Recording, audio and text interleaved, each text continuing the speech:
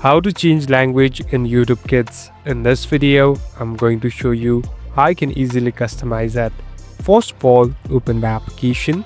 Now here on the right top, you can see the settings icon. Simply tap on settings. Now enter the passcode that you have.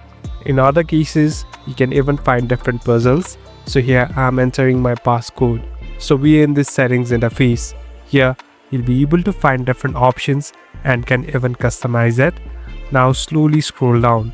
So here there's a section called app language. Tap on app language. Now here are some limited language that you can switch into. So tap on the one that you want to change into. So here I'm tapping on one and at last hit on change. So it will take some time.